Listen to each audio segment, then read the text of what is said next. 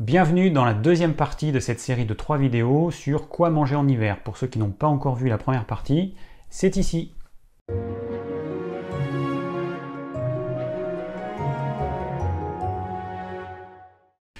Alors on va rentrer dans le vif du sujet et on va voir quoi manger exactement en hiver. Alors, première chose dont j'ai parlé en intro, il y a les protéines animales. Les protéines animales, c'est une base de notre alimentation. Alors vous avez différentes sortes de protéines animales, vous avez les œufs, vous avez les poissons, vous avez les viandes, on peut rajouter les crustacés. Dans les viandes, il y a les viandes blanches, viande rouge, tout ce que vous voulez.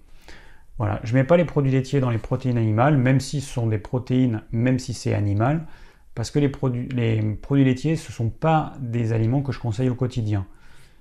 On n'en a pas besoin, absolument pas besoin, et en plus l'expérience en tant que thérapeute m'a montré que les personnes qui consomment régulièrement des produits laitiers ont des problèmes de santé, que ces problèmes de santé disparaissent ou s'améliorent si on supprime les produits laitiers.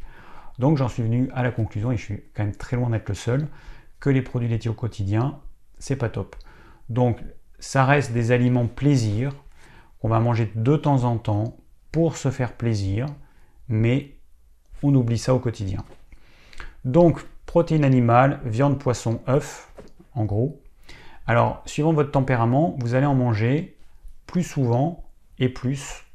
Le tempérament sanguin, c'est celui qui a besoin d'en manger le moins. Mais par contre, c'est celui qui a tendance à être le plus attiré vers les protéines animales, et notamment la viande.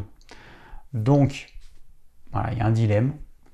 Il en a besoin de peu, mais il en a envie de beaucoup. Alors, c'est à vous de voir, mais plus vous mangerez de protéines animales, plus ça vous sera nocif. Il faudrait que vous ayez un régime plus à tendance végétarienne, manger des protéines animales de temps en temps, mais beaucoup moins souvent que ce que vous auriez envie de manger. Et à l'opposé, on va avoir le tempérament nerveux et le tempérament lymphatique qui ont besoin de manger des protéines animales tous les jours. Et d'autant plus en termes de fréquence et de quantité qu'on est fatigué, épuisé, maigre. Si vous êtes un tempérament nerveux avec un poids qui est faible ou vraiment trop faible, protéines animales, c'est 2 fois par jour. C'est pas moins, c'est 2 fois par jour. Et en quantité suffisante, c'est à peu près entre 100 et 150 grammes par repas, donc c'est pas énorme, mais il vous faut ça. Pour les tempéraments bilieux qui, a priori, c'est un tempérament assez équilibré, à ce niveau-là, protéines animales, alors ça va dépendre de votre activité physique, mais a priori, 1 fois par jour, c'est suffisant. Alors les protéines animales, vous avez donc les œufs, vous avez les viandes et les poissons. Parmi ces 3 types d'aliments, les œufs, c'est ceux qui vont permettre d'être transformés en quantité plus importante. Il y a un plus fort pourcentage de transformation de la protéine de l'œuf en muscle, par exemple. Et du coup, l'œuf, il a un côté très intéressant. Alors, ça fait partie des aliments que consomment les végétariens. C'est un aliment qui est peu cher, et du coup, et qui a une très forte qualité biologique. C'est un aliment qui contient du bon gras, qui contient également de la choline, qui contient des phospholipides, qui contient également de la vitamine A, de la vitamine D pour peu que les volailles elles aient été élevées en plein air. Donc c'est vraiment une excellente source de protéines, parce que en plus des protéines, ça va contenir plein d'autres choses, du bon gras et puis tout ce que je viens d'énumérer. Alors je rappelle que 100 g d'œuf, ça contient à peu près 13% de protéines, que 100 g de viande, ça contient à peu près le double, 26% de protéines. Donc ça veut dire que les œufs, il faut que vous en mangiez suffisamment. Il ne faut pas avoir peur de manger 4 œufs dans un repas, parce que 4 œufs, un œuf, ça fait à peu près 50 grammes, c'est entre 50 et 60 grammes suivant la taille des œufs. Ça équivaut à peu près à 200 grammes d'œufs, équivaut à peu près à 100 grammes de viande. Donc vous voyez que ça ne fait pas beaucoup. Donc si vous mangez des œufs, attention à ne pas en manger trop peu, parce que c'est vrai qu'il y a des personnes qui mangent un œuf par repas, mais ça fait vraiment beaucoup trop peu. Et qu'est-ce qui va se passer? Du coup, vous allez devoir compenser l'éventuelle carence en protéines par plus de légumineuses et plus de céréales. Alors, je vais en parler juste après. les céréales et les légumineuses en tant que source de protéines végétales. Mais on reste dans les protéines animales. Alors ensuite, vous avez les viandes. Alors vous avez tout type de viande. Vous mangez en fonction de ce que vous aimez, mais essayez d'alterner les sources de protéines. J'ai fait une vidéo qui parle de ça, hein, des bonnes sources de protéines. Essayez d'alterner. Vous avez déjà la viande. Ensuite, vous avez les abats. Dans la viande, vous avez toutes sortes de viandes. Vous avez du canard, du poulet, de la dinde, de l'agneau, du porc, du bœuf. Et puis vous avez des abats. Vous pouvez avoir du foie d'agneau, du cœur d'agneau, du cœur de veau, du cœur de volaille, du foie de volaille. Vous avez les gésiers de volaille. Bon, puis il y en a d'autres. Il y a d'autres types d'abats. Il y a les rognons, etc. Mais manger des abats, c'est aussi important parce que ça évite le gaspillage. Et puis ça va vous apporter des nutriments que vous n'avez pas dans la chair animale, que vous n'avez que dans les abats. Le foie, c'est excellent. C'est très riche en vitamine A notamment, donc mangez-en de temps en temps. Après, vous avez aussi le boudin. Alors, je ne sais pas dans quelle catégorie on peut le mettre, c'est pas un abat, je ne sais pas. En tout cas, le boudin rouge, qui est fait avec du sang et du gras, et pareil, il est intéressant d'en manger de temps en temps. Encore une fois, choisissez vos produits animaux de qualité, hein. Vous n'allez pas acheter ça en grande surface, des trucs, des produits bas de gamme. Allez chez un boucher, vous verrez que la différence de prix elle n'est pas énorme, sachant que la qualité par contre elle est énorme. La différence de qualité elle est énorme. Prenez des produits animaux de qualité avec des animaux qui ont été élevés naturellement, comme on peut l'imaginer, des vaches qui ont pâturé au lieu de vaches qui sont enfermées dans des hangars. Alors au sujet des bouchers, je vous recommande de bien choisir votre boucher, d'aller chez un artisan. Vous avez des bouchers qui choisissent eux-mêmes les animaux qu'ils vont vendre. Ils se déplacent chez les producteurs, ils choisissent l'animal, ensuite l'animal il est abattu et donc ils récupèrent les carcasses d'animaux, ils font eux-mêmes leur charcuterie. Et puis vous avez des bouchers qui achètent à des centrales la charcuterie, les produits, de la même façon que les boucheries des grandes surfaces vont acheter aussi à la même centrale. Donc attention, c'est pas parce que c'est un boucher, un petit boucher, que ce sera un artisan. Et les grandes surfaces, bon, évidemment, c'est pas des artisans, c'est des industriels. Donc ils achètent à un fabricant industriel des produits qui sont les mêmes, quelle que soit la grande surface dans laquelle vous allez aller, vous trouverez les mêmes produits. C'est des produits standardisés, c'est des produits de masse avec des matières premières de mauvaise qualité, des animaux qui ont été élevés comme on peut l'imaginer au pire.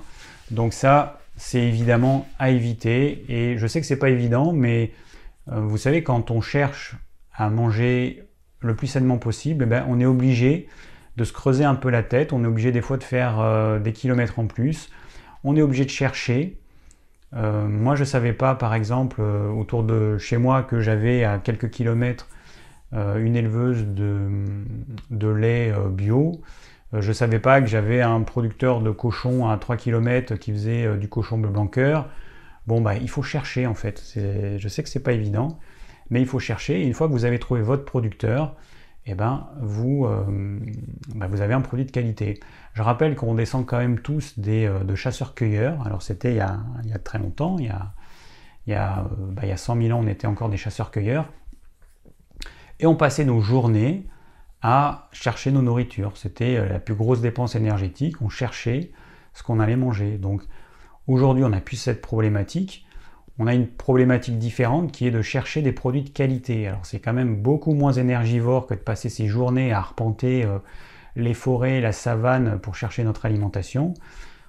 C'est un effort qu'il faut faire, mais ça reste quand même pas grand-chose, hein, parce que on a des personnes qui font tout le travail, on a les éleveurs, on a les transformateurs, on a les bouchers, on a les artisans bouchers, on a toutes ces personnes qui, elles, font un travail pour que nous, on ait juste à prendre le morceau de viande et à le cuisiner. Voilà. Donc, bougez-vous un petit peu pour avoir des produits de qualité. Alors ensuite, en termes de différence de qualité au niveau des protéines entre la viande et le poisson, très sincèrement, c'est kiff-kiff. Il n'y a pas de différence. C'est très proche. La différence, c'est que les poissons gras de type sardines fraîches, maquereaux frais et harengs frais vont contenir, en plus des protéines, vont contenir du bon gras un gras qui est riche en oméga 3 de type EPA et DHA. Donc j'ai déjà fait une vidéo dessus. Elle est ici si vous voulez savoir un petit peu tout ce qu'on peut savoir sur les oméga 3. Voilà, c'est ici.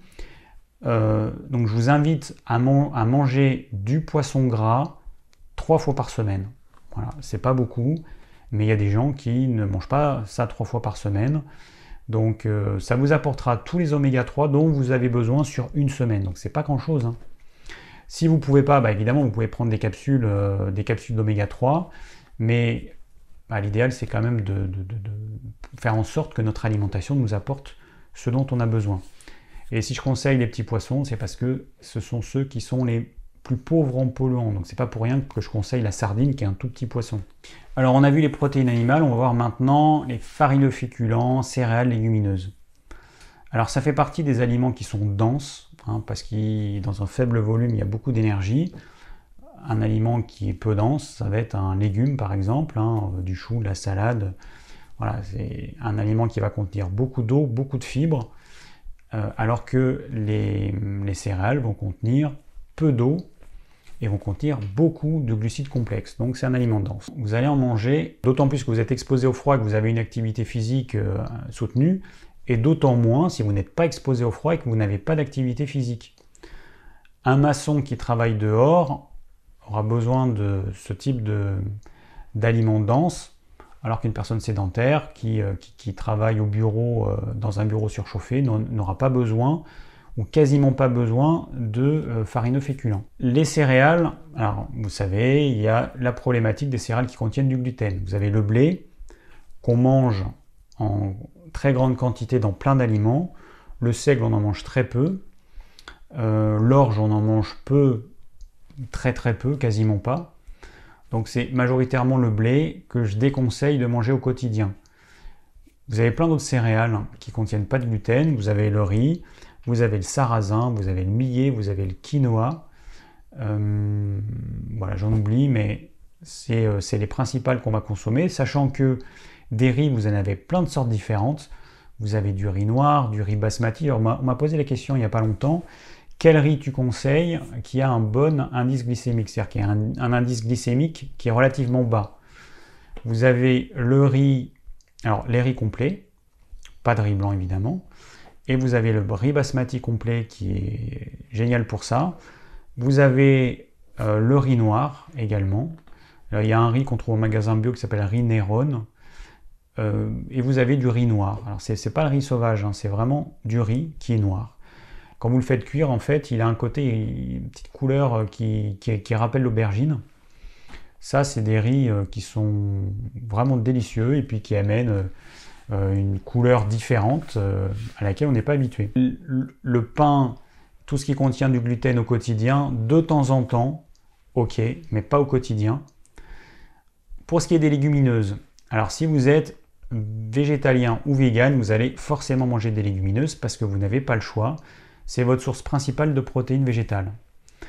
Le problème des légumineuses, c'est que ce sont des aliments qui sont difficiles à digérer, qui amènent beaucoup de gaz, et forcément ces gaz vont entraîner la production de substances indésirables qui vont repasser dans le sang. Ça peut être des gaz irritants, ça peut être le signe de production simplement de substances qui ne sont pas bénéfiques, et dans tous les cas, c'est à éviter au maximum.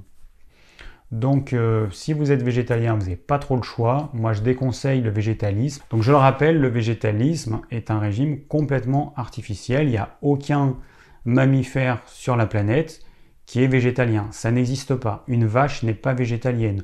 Une vache, elle va avoir à peu près entre 0,5 et 1% de produits animaux sous forme d'œufs ou de petits mammifères qu'elle va trouver dans les pâturages. L'humain, il a décidé de supprimer complètement tout produit animal pour des raisons idéologiques qui ont du sens, hein, le problème il n'est pas là, mais il n'empêche que c'est pas du tout adapté à nos besoins. Pendant des millions d'années, on a mangé des protéines animaux, notre système digestif il s'est basé là-dessus, notre génome il s'est construit autour d'une alimentation qui contenait en partie des produits animaux, d'autant plus qu'on était dans des régions froides, et d'autant moins qu'on était proche de l'équateur. Bon, autant vous dire que en France, hein, là on est dans une période chaude. Hein, il y a des périodes glaciaires régulièrement. L'humanité, elle a vécu plusieurs périodes glaciaires il y a quelques dizaines de milliers d'années. Et autant vous dire que là en France, on était dans un climat glacial et que si on n'avait pas eu les produits, les animaux pour se nourrir, il n'y aurait plus d'humanité.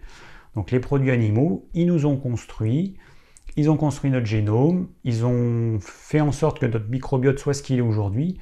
Donc c'est pas du jour au lendemain, en décidant de supprimer tous les produits animaux, que notre corps, par magie, il va s'adapter instantanément à ce régime purement idéologique. Donc, si vous êtes végétalien, faites au mieux, mais il faut quand même que vous ayez conscience que c'est un régime qui, sur le long terme, va abîmer votre corps. Sauf exception, les exceptions elles sont rares, mais elles existent. Il y a des personnes qui arrivent à suivre un régime végétalien, alors évidemment elles vont se supplémenter en vitamine B12 chimique parce qu'elles n'ont pas le choix. Ça montre que quand même ce régime n'est pas du tout équilibré, mais sauf exception, la très grande majorité des végétaliens vont détruire leur organisme année après année. Il y a des gens qui me disent mais moi tout va bien, j'ai fait des analyses de sang, tout va bien. Moi je dis aux gens mais faites-vous faire une densitométrie osseuse parce qu'il y a quelque chose que vous ne voyez pas, c'est la déminéralisation. Et c'est ce qu'on rencontre très souvent chez les végétaliens, c'est des personnes qui au fil des ans vont se déminéraliser, ne vont pas s'en rendre compte, jusqu'au jour où elles vont avoir une fracture, elles vont se faire une radio, le médecin va voir sur la radio que les os, ils ont peu de minéraux, et donc la personne s'en rendra compte trop tard. Donc attention, vous pouvez avoir l'impression que ça va à peu près bien, mais vous pouvez quand même avoir des conséquences à ce régime déséquilibré. Donc les légumineuses, je les conseille pas en fait. C'est quelque chose vraiment dont on peut se passer. On peut en manger de temps en temps. Moi j'en mange de temps en temps je me fais des lentilles, de temps en temps je me fais des pois chiches, des haricots parce que j'aime ça. Et puis bon, ça fait partie de la variété, mais ça reste pas quelque chose de base en fait. C'est pas un aliment de base que je pourrais conseiller. Alors qu'il y a d'autres, les légumes racines ne posent aucun problème. Mais c'est vrai que ça, le riz pose très peu de problèmes, ou quasiment pas. Les légumineuses, c'est autre chose. Donc, ok, ça contient des protéines végétales, mais c'est pas parce que ça contient des protéines végétales que vous allez les assimiler. Après, je rappelle juste une chose. Dans les lentilles sèches, vous avez 24% de protéines végétales. A priori, vous ne mangez pas, vous n'êtes pas un oiseau, vous n'allez pas manger des lentilles sèches. Vous allez les faire cuire. Des lentilles cuites, donc c'est-à-dire avec de l'eau, contiennent 8% de protéines végétales. C'est quand même très peu. Hein. Le problème, c'est que tous les gens qui vont mettre en avant les régimes végétaliens vont mettre en avant les valeurs élevées des produits secs, mais on ne mange pas de produits secs. Moi, j'ai jamais vu quelqu'un manger un pois chiche sec, une lentille ou un haricot sec, de le croquer comme ça. C'est pas possible. On est obligé de le réhydrater. Et quand vous le réhydratez, quand vous le faites cuire dans de l'eau, il faut diviser la quantité de protéines à l'état sec par 3. Donc, du coup, ça fait beaucoup moins. Et 8% de protéines végétales, ça fait pas beaucoup. Hein. Pour avoir votre quota de protéines, en supposant que vous arriviez à les assimiler, ce qui est très loin d'être le cas, j'ai parlé de ça dans différentes vidéos, les tempéraments nerveux n'assimilent pas ou peu les protéines végétales. Les personnes qui ont peu d'énergie, pareil. Donc, déjà qu'il n'y en a pas beaucoup, vous mangez des lentilles, vous avez 8% de protéines, et en plus, si vous assimilez quasiment pas ces protéines, ça ne sert à rien en fait. Vous allez petit à petit vous dénutrir, vous allez puiser dans vos réserves de muscles, vous allez perdre du muscle. Des fois, vous avez votre poids qui reste stable sur la balance parce que vous perdez du muscle et vous prenez du gras, donc attention à ça aussi. Il ne faut pas vous focaliser sur le poids de la balance, il faut vous utiliser une balance à impédance mètre et que vous regardiez votre variation de masse maigre. Si la masse maigre diminue et que le poids reste stable, attention, ça veut dire que vous prenez du gras. Alors ensuite, dans les autres farineux féculents, donc on a vu les céréales et légumineuses, on a les légumes racines, on a les courges. Les légumes racines, vous avez les pommes de terre, patates douces, panées. Les carottes, on peut les mettre dedans, les carottes cuites, les betteraves cuites aussi. Vous avez toute la famille des courges, Alors il y a des courges qui contiennent beaucoup plus d'eau et moins de glucides, comme la courge, le potiron. Ou alors il y a des courges qui sont plus riches en glucides. Vous avez le butternut et le potimarron, qui en plus de ça sont excellents en goût. C'est des légumes d'hiver, il faut en profiter. Vous avez plein de façons de les faire cuire. Vous pouvez les faire cuire au four. Il y en a qui font des espèces de frites. Vous coupez votre butternut en grosses frites, vous badigeonnez d'huile d'olive, vous mettez au four. Voilà, c'est super bon. Vous pouvez le faire, alors en soupe, je déconseille ponctuellement, mais les soupes trop liquides, mixées, c'est indigeste. Je vous conseille plutôt de manger de la purée, faire une espèce de purée épaisse de potimarron, de butternut. De cette façon-là, vous allez pouvoir bien saliver, ce sera beaucoup plus digeste. Donc ensuite, on va manger des légumes cuits. Alors en hiver, vous avez tous les légumes cuits, poireaux, oignons.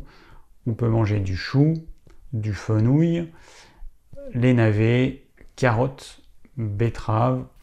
Voilà, tous les légumes que vous pouvez trouver chez votre maraîcher. L'idéal, c'est ça. Vous allez chez un maraîcher, un producteur, et vous prenez les légumes qu'il vous propose. Vous allez avoir, suivant les périodes, vous allez avoir du brocoli, parce que le brocoli, vous en avez pendant peu de temps, en fait, pendant quelques semaines. Quand vous faites pousser du brocoli, il va être mûr. Et puis ensuite, la partie qu'on mange, qui est la fleur, en fait, elle va se transformer en fleur. Et du coup, le producteur arrête de le vendre. Donc, la durée pendant laquelle le brocoli sera bon à manger, c'est que quelques semaines, en fait. Donc, vous allez avoir un peu de brocoli en hiver, dans une partie de l'hiver. Après, vous aurez du chou-fleur, etc., etc. Donc, vous n'allez pas forcément trouver tous les légumes tout au long de l'hiver, mais vous prenez ce que votre maraîcher vous propose, et puis du coup, ça vous permet de cuisiner des choses différentes. Vous allez avoir des blettes, par exemple. On peut cuisiner les feuilles de blettes ou les côtes de blettes. Plein de légumes, en fait. La variété, elle est quand même assez importante, pour peu que vous mangez des légumes de saison, sachant qu'ils changent tout au long de la saison. C'est ça l'intérêt, et même tout au long d'une seule saison, tout au long de l'hiver, vous allez avoir des légumes différents. Bon, à la fin de l'hiver, c'est vrai qu'on en a un peu marre, parce qu'on a mangé beaucoup de poireaux, beaucoup de choux, on a mangé un petit peu, on en a fait le tour, donc on est content que les légumes d'été, les légumes de printemps arrivent, mais c'est la règle du jeu, en fait. C'est la règle du jeu, et les légumes d'été, quand ils vont arriver, on sera d'autant plus content, et on en profitera d'autant mieux qu'on aura une coupure. Les gens qui mangent toute l'année des courgettes, des aubergines, des poivrons, des tomates, ils n'ont aucun plaisir particulier à retrouver ces légumes l'été, parce qu'ils en mangent de toute façon toute l'année. Alors évidemment, c'est des produits importés qui nous viennent d'Espagne ou je ne sais où. C'est des produits qui souvent n'ont pas forcément beaucoup de goût. Moi, je préfère manger quelque chose qui a du goût, quelque chose qui a poussé pas très loin de chez moi, plutôt en France évidemment, et puis quelque chose de saison. C'est un peu complètement aberrant de manger des courgettes en hiver, des courgettes qui ont poussé sous serre chauffée. C'est complètement aberrant. Donc voilà, donc les légumes, vous avez le choix, vous avez différents modes de cuisson, vous pouvez les faire à la vapeur, vous pouvez les cuire dans des soupes, vous pouvez les cuire à l'étouffée, vous pouvez les cuire à l'asiatique, c'est-à-dire dans une poêle bien chaude avec un peu d'huile, vous les faites revenir rapidement et ils restent croquants. Il y a plein de façons de le faire. Pour finir, on a les crudités, les légumes crus. Alors les légumes crus, vous avez donc le chou, les choux, les radis, le fenouil, le céleri. Alors le céleri, je ne vais pas parler en légumes cuits, mais on peut évidemment le manger en légumes cuits. Vous avez le céleri branche et le céleri rave. Vous avez les salades d'hiver, vous avez les endives, toute la famille des chicorées, les carottes, betteraves qu'on peut manger crues. Voilà, vous avez beaucoup de légumes crus que vous pouvez manger en hiver. Alors les tempéraments dont j'ai parlé, les tempéraments nerveux, les personnes qui sont frileuses, à qui je déconseille de manger trop de crus, ou alors pas de crus en hiver si vraiment elles sont très frileuses. Le petit conseil que je vous donne, vous faites un bouillon de légumes. Donc vous mettez dans une marmite de l'eau, des légumes, des épices, des herbes aromatiques, un peu de sel. Votre bouillon, il va être aromatisé avec ces légumes qui ont cuit. Vous pouvez mettre une carcasse de poulet aussi ou des os de viande. Ça va aromatiser votre bouillon. Vous prenez un bol, une assiette à soupe, vous mettez vos crudités dedans. et vous allez mettre quelques louches de bouillon bouillant dessus. Les légumes vont monter en température, ils ne vont pas cuire parce que l'eau bouillante, en fait, elle va chauffer les cellules en superficie de vos légumes, mais à l'intérieur, le légume il va rester croquant, il sera cru. Et du coup, vous allez avoir les bénéfices d'un produit chaud, mais pas cuit, et le bénéfice d'un produit cru, mais que vous arriverez à digérer. Donc ça, c'est un truc qui est pas mal. Après, vous pouvez mettre plein de choses. Moi, j'aime bien y mettre, des fois, j'y mets des algues en paillettes, j'y mets de la spiruline en paillettes. Voilà, vous pouvez mettre de la levure de bière, vous pouvez mettre différentes choses pour agrémenter cette espèce on pourrait appeler ça, c'est une sorte de soupe miso en fait, hein. C'est une sorte de soupe miso, sauf que vous mettez beaucoup de crudité, beaucoup plus de crudité que dans une soupe miso classique. Et voilà, et ça vous réchauffe, ça vous apporte les nutriments des légumes crus, et au niveau de digestion, vous verrez que c'est très facile à digérer. Alors c'est pas la seule façon de manger des légumes crus en hiver quand on a du mal avec les crudités, quand on a du mal avec ce qui est froid. Une autre solution consiste simplement à manger les crudités avec le plat chaud. Donc ça, moi je le fais régulièrement. Par exemple, je vais manger mon plat chaud et puis je me coupe des rondelles de radis noirs que je vais manger en même temps que mon plat chaud. Donc un petit peu de mon plat, hop, je croque un morceau de ma rondelle. Et puis on peut faire ça avec du fenouil, avec n'importe quoi, avec un petit peu de carottes râpées. Voilà, vous mangez un peu de chaud, un peu de froid et vous verrez que ça va passer très bien. Donc tempérament sanguin, personnes qui ont bien chaud, personnes qui ont un feu digestif fort, les sportifs, vous pourrez manger beaucoup de crudités. Les personnes qui ont beaucoup moins d'énergie, qui sont frileuses, vous en mangerez moins, mais vous pourrez en manger sous cette forme-là et vous verrez que ça passera très bien. Alors en parlant de soupe, enfin de soupe miso ou d'espèces de soupe crudité, là comme je viens de vous parler, on va parler un petit peu de la soupe. C'est un plat qui est mangé en hiver, c'est tout à fait normal, c'est un plat chaud, avec des légumes. Alors vous avez deux types de soupe. Vous avez la soupe mixée et la soupe avec des légumes en morceaux. C'est complètement différent au niveau digestif. Donc, vous faites une soupe avec des légumes en morceaux. Si vous la mangez comme ça, qu'est-ce qui va se passer? Vous prenez une cuillère de légumes en morceaux avec un petit peu de bouillon, vous mettez dans la bouche. Vous allez voir que le bouillon, vous allez l'avaler tout de suite et que forcément, vous allez mâcher vos légumes en morceaux. Ils vont être insalivés, donc la salive, l'amylase salivaire, va pouvoir prédigérer les glucides complexes de vos légumes. Ce qui se passe dans l'estomac, c'est que votre estomac, il a une forme comme ça de haricot et que tous les aliments que vous allez prendre au début du repas, ils vont rester sur la partie haute de l'estomac, qu'on appelle le fundus. Et les liquides, ils vont descendre au fond, ils vont pouvoir être directement éliminés dans l'intestin grêle sous forme de petites giclées d'à peu près 3 ml toutes les 10-15 secondes. Donc le liquide, il va sortir de l'estomac et la partie la plus solide va rester dans l'estomac pour être prédigérée grâce à la salive. Ça, c'est si vous mangez une soupe avec des légumes en morceaux. Mais si cette même soupe, vous la mixez et que vous la mangez, qu'est-ce qui se passe? Eh bien, vous avez quelque chose d'homogène, très riche en eau, que vous allez avaler, que vous n'allez pas mâcher. Hein, ou alors les personnes qui mâchent une soupe mixée, elles sont tellement rares que, enfin moi, j'en connais pas. Quand je vois les gens manger leur soupe mixée, ils avalent.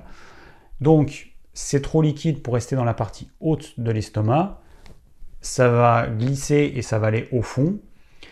La salive va être complètement diluée. Alors le peu de salive que vous aurez produit, parce que vous n'aurez pas mâché, vous aurez avalé directement, le peu de salive de toute façon sera dilué par toute cette quantité d'eau. Donc les glucides complexes ne vont pas être prédigérés par la salive.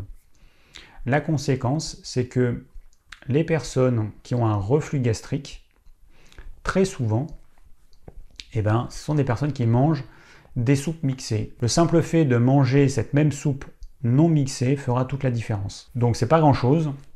Vous pouvez manger de temps en temps des soupes mixées, mais ayez conscience qu'au niveau digestif, c'est pas de la magie. Hein. Que s'il y a trop d'eau, les sucs digestifs vont être dilués et que les glucides complexes des légumes ne seront pas prédigérés par la salive. Moi, je vous conseille, si vous voulez faire des choses mixées, de faire quelque chose de très épais, comme une purée la plus épaisse possible. Hein, si vous faites une soupe, par exemple, de potimarron ou de butternut, faites-la la plus épaisse possible de façon à la mâcher. Et mâchez-la, même si c'est sous forme de purée, que vous avez envie d'avaler tout rond, faites l'effort de mâcher, vous verrez que la digestion elle sera facilitée. On arrive à la fin de la deuxième partie de cette série de 3 vidéos de quoi manger en hiver. Et je vous retrouve très vite pour la troisième partie.